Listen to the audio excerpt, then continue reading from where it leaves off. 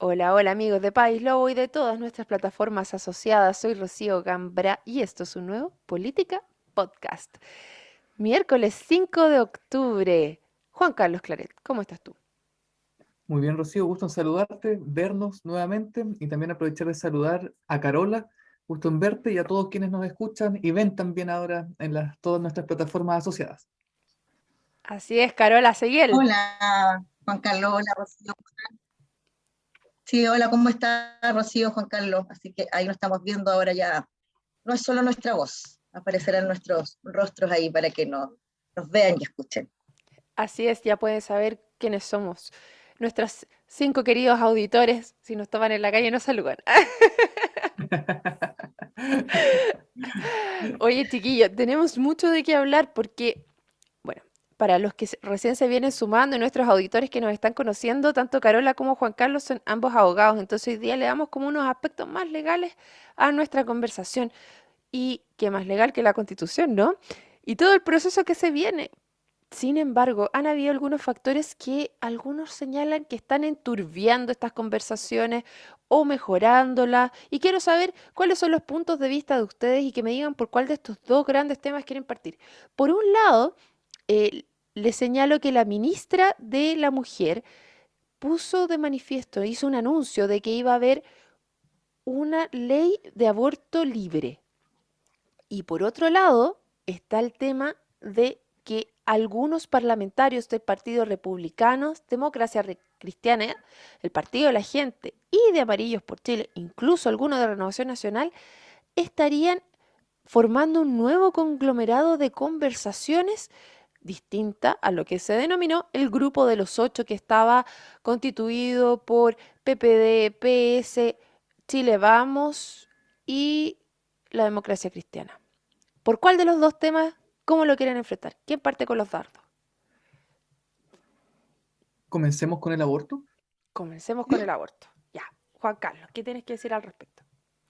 O sea, yo en lo personal no creo que sea la discusión por el aborto, este anuncio que hizo la ministra de la Mujer, la que esté entorpeciendo el proceso. Más bien eso me huele a un pretexto de decir, nos dieron un elemento para ralentizar aún más el proceso, y por algo bien sencillo, porque por más que el gobierno se empecinó en confundir el programa de gobierno con la agenda constitucional, lo cierto es que la discusión constitucional no es un programa de gobierno. Y en ese sentido, el programa de gobierno, que fue votado por 4,5 millones de personas, dan cuenta, y esa era parte del programa que el gobierno del presidente Boric ofreció, era hablar de un aborto, entre comillas, libre, porque cuando uno dice libre es, en último término, un aborto a plazo. Entonces, lo que está haciendo el gobierno y la ministra Orellana, yo creo que, claro, debió haberlo conversado previamente con los otros ministros, en vez de salir con su chancho al hombro ese día domingo. Pero lo cierto es que si lo hubiese socializado, tal vez el estado como de desconcierto hubiese sido menor, porque lo cierto es que es parte del programa de gobierno y uno esperaría que el gobierno no renuncie a llevar adelante el programa por el cual el pueblo lo eligió. Sí, yo discrepo un poco, si por más que estaba en el programa de gobierno, hay tiempos y tiempos.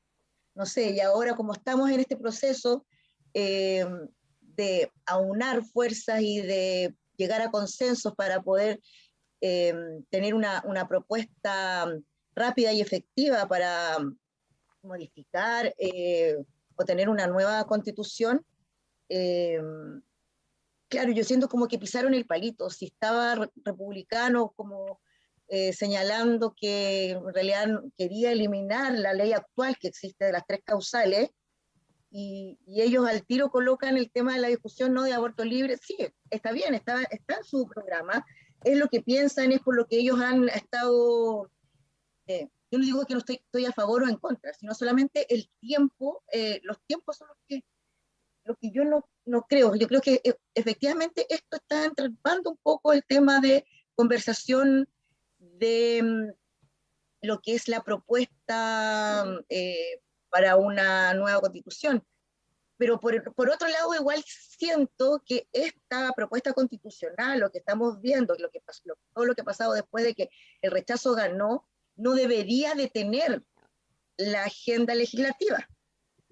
El Congreso debería seguir funcionando y no debería detener, pero hay temas que son eh, menos divisorios, que estamos en más contestes, o sea, el tema, por ejemplo, de seguridad, el tema de ir avanzando en incentivos económicos, todo lo que está pasando con la inflación, el tema de economía. Yo creo que ahí, ¿por qué no? ¿Por qué empezamos a legislar? Si estuvo el gobierno, ¿cuánto? 6 meses sin legislar y esperando qué pasaba con el tema del plebiscito, si ganaba la prueba o el rechazo. ¿Por qué ahora justo sale con este tema respecto del aborto libre? Es eso lo que pienso más que nada.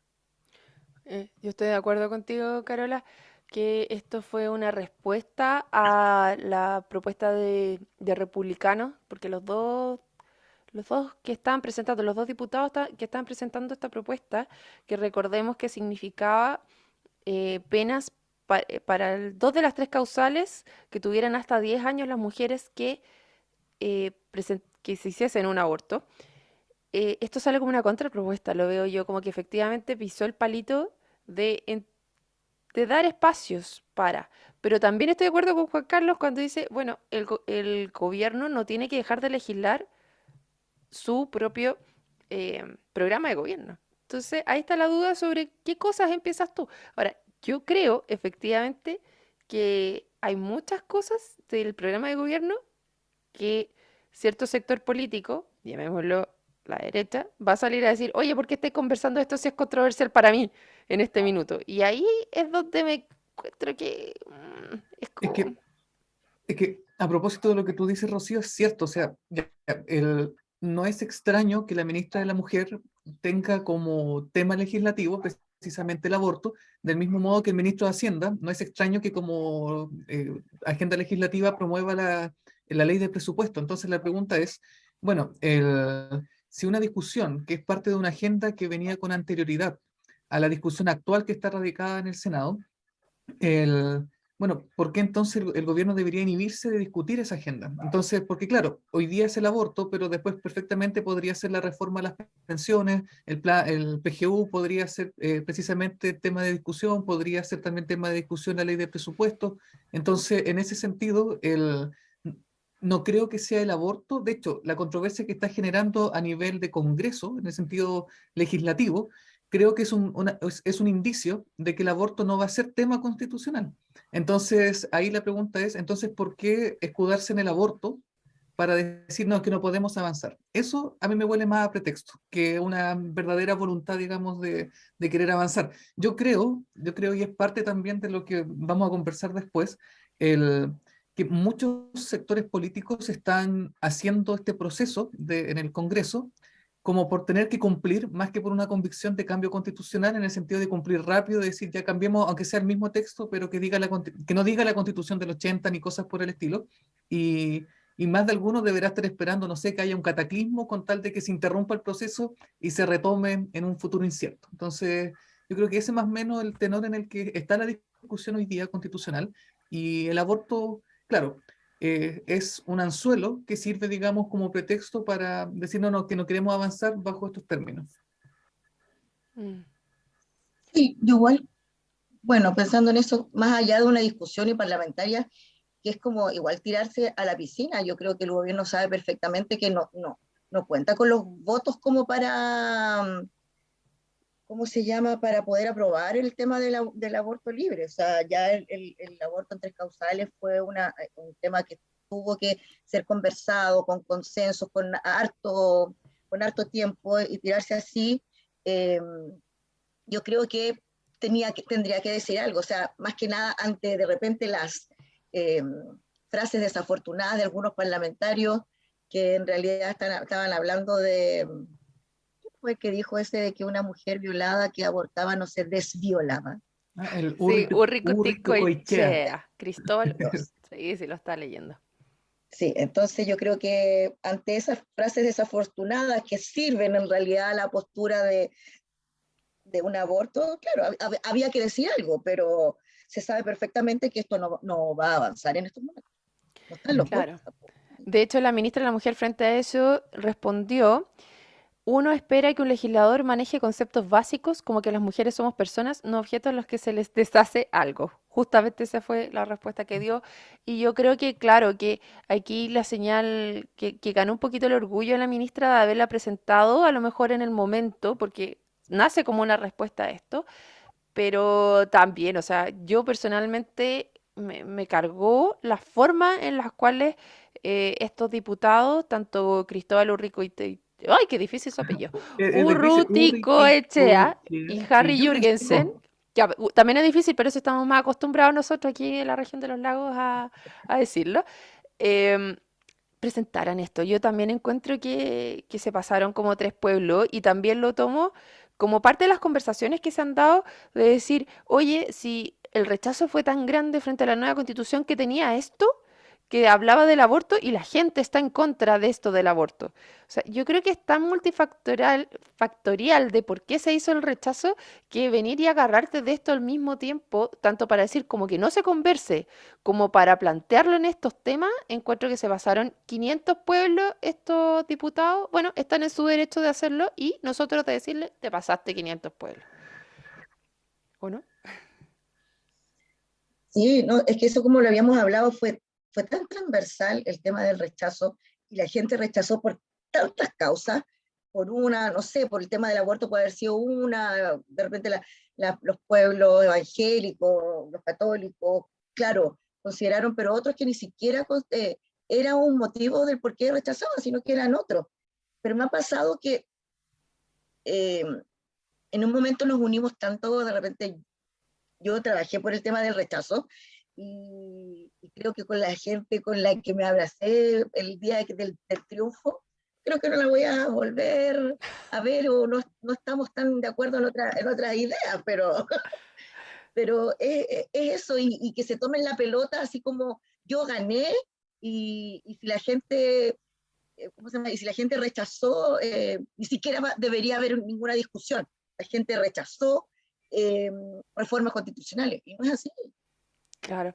no es así. Oye, Entonces, y lo otro que me pasa con esta segunda parte de cómo están enturbiadas estas conversaciones y que cada uno quiere tener a lo mejor más protagonismo, de que no somos capaces de conversar entre los distintos agentes del rechazo, por ejemplo, de estos descolgados que veo incluso aquí Jimena Rincón, a Matías Walker, al Partido de la Gente, me llama la atención porque el tono que yo he visto, por lo menos hacia la prensa y de las conversaciones, tanto de el presidente del Senado como de la Cámara de Diputados ha sido bastante conciliador, de hacer bilaterales, multilaterales, o sea, de tener conversaciones con distintos lados y que ellos sientan o pongan este manifiesto que no están siendo escuchados en las conversaciones, eh, no sé, lo veo como algo que no soy capaz de darle explicación. ¿Me ayudan a ver qué piensan ustedes? Pero es que si te fijas en quiénes son los que están convocando esta mesa paralela, son personas que en el Congreso no tienen los votos. Si o sea, Amarillos no tiene congresistas, pero el diputado Joanet se le sumó, por lo tanto se presume que Amarillos tiene un voto en la Cámara. Entonces, lo que ocurrió es que todos los grupos que eran críticos de la propuesta constitucional, pero que no tenían representación parlamentaria, les pasó lo que varios expertos ya venían advirtiendo, es decir, Amarillo, fantástico el tema de la campaña, pero después la pelota no va a quedar en su cancha porque ustedes no tienen cómo incidir en la discusión. Por eso la necesidad de Amarillo de hacerse un partido político. El tema es que el timing no le va a dar. Entonces van a quedar fuera de esa discusión y de esa negociación porque no tienen poder de negociación. Entonces está por otra parte la democracia cristiana, que no es toda la democracia cristiana. O sea, Jasna Proboste no creo que esté en el bando, digamos, ni de Walker ni de Rincón. Entonces son grupos, digamos, que están, que claro, no es que no estén siendo escuchados, es que no tienen los votos suficientes como para poner los términos sobre la mesa y concitar las mayorías que se requieren para que su propuesta sea aprobada. sí, es que eso es una consulta. Si usted, ¿hubo hechos como determinados para que ellos pudiesen decir estamos siendo excluidos? Ahí ¿Por qué tendríamos que, señalan que están siendo excluidos de la es, mesa de los ocho?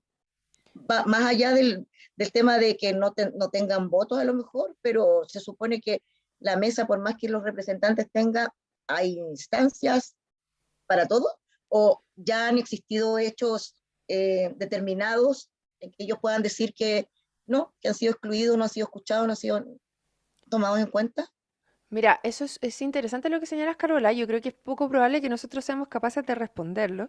Si alguno de los que nos escucha nos quiere comentar abajo y tiene más información, feliz de poder tenerla. Pero, ¿qué es lo que te puedo decir yo? Yo sé del Partido de la Gente que tuvieron una reunión con Chile Vamos, por ejemplo, que más que para sentarse a escucharlos, había sido con un pauteo para después salir los Chile Vamos más el Partido de la Gente diciendo tal o cual cosa. Y a esos el Partido de la Gente lo sintió como una encerrona y se arrestaron del proceso. Y hay otro antecedente que también creo que es importante, también con respecto al Partido de la Gente, que su postura va más por un plebiscito de entrada.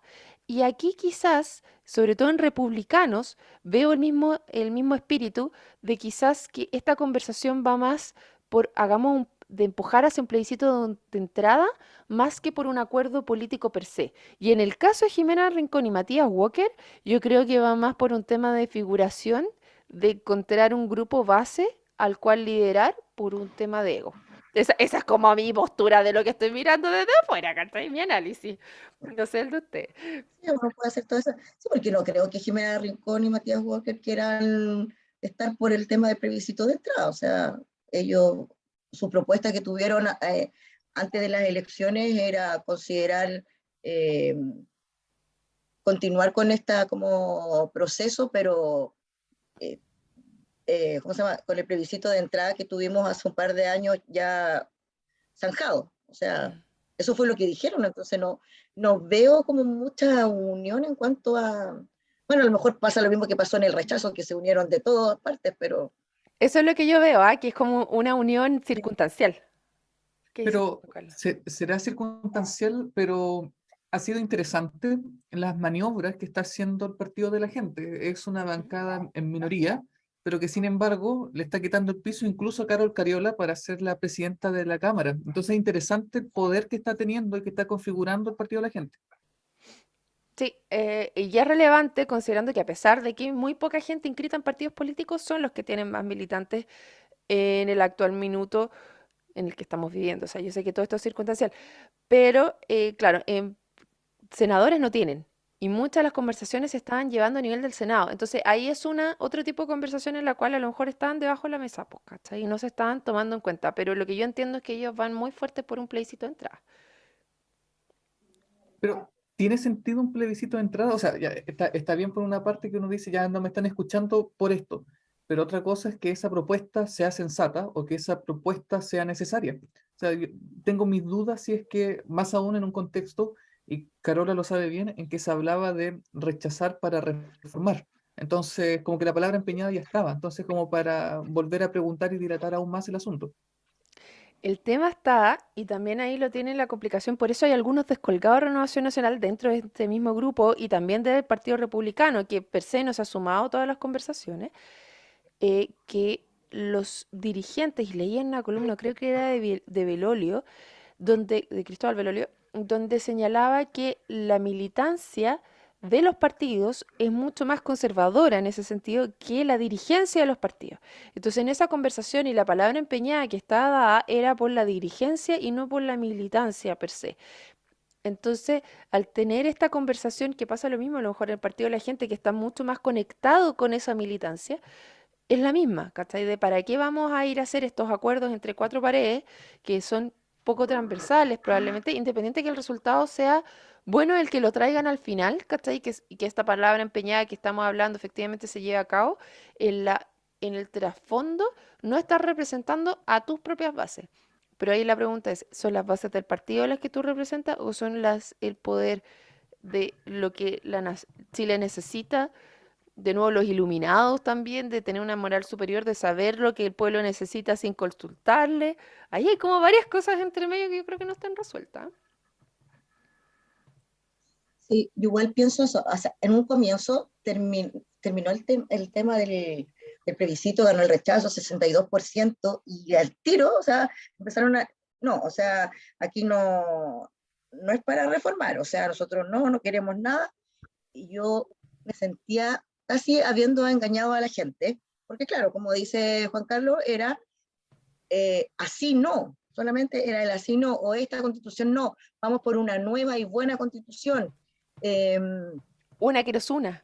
pero al pasar, sí, una que nos una, sí, muchas cosas, pero a la vez yo veo que no sé si podamos determinar cuál fue el porcentaje del rechazo, que efectivamente votó rechazo para reformar, y la otra que no quería. Claro, podemos hacer un paralelo entre el plebiscito de entrada, que claro, se ganó con casi un 80% el apruebo, y acá, claro, un 62% un rechazo, pero los números de la gente que votó o las circunstancias en las que se votó un plebiscito de entrada son totalmente distintas ahora. Hay muchos que dicen, sí, pero es que nosotros votamos en ese momento casi con la pistola en la mesa, o las circunstancias que estaban. Y ahí yo me puse a pensar, efectivamente, yo, ¿por qué voté a prueba? Era porque efectivamente yo creía que debíamos tener una nueva constitución. La verdad, yo no voté a prueba por eso, yo voté porque me di cuenta en ese tema del estallido social que Chile estaba muy desunido. Yo pensé que que ya nos habíamos olvidado del tema del 73 o del sí y el no, y que estábamos en otra onda. Y ahí fue como que me pegó una bofetada de realidad, y que todavía seguíamos en esa. Mucha gente pegada y todo, y yo dije, voy a votar a prueba, no porque crea que los cambios sociales tienen que ir de la mano con una nueva constitución, sino que hay mucha gente que cree que esta constitución que viene de los años 80 desune el país. Entonces, ¿por qué no a tener una nueva Carta Magna que nos una, que nos represente? Y yo dije, bueno, un plebiscito de repente ahora de entrada, porque el proceso, o sea, convengamos que el proceso de reforma terminó. Tal como está en la Constitución, el artículo 142 señala que se rechaza y no hay. Tendríamos que volver a revivir un plebiscito de entrada que legalmente, constitucionalmente está muerto. Pero el tema ahí, Carol, a propósito, usando tus mismos términos, es que el rechazo tampoco significa, dado las multicausales que se invocaron para rechazar, que la ciudadanía, los 2/3 del país, están de acuerdo en un proyecto en común.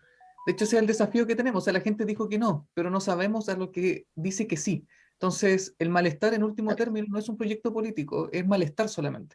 Entonces, dar por muerto tal vez el plebiscito de entrada, en consideración de que tampoco con el rechazo tenemos claridad de un país que se unió, creo que puede ser precipitado porque, bueno, tal vez la oportunidad que tenemos para encontrarnos es redactar una nueva constitución, y tal vez dilatar haciendo un plebiscito de entrada en ese sentido puede ser en ese sentido contraproducente.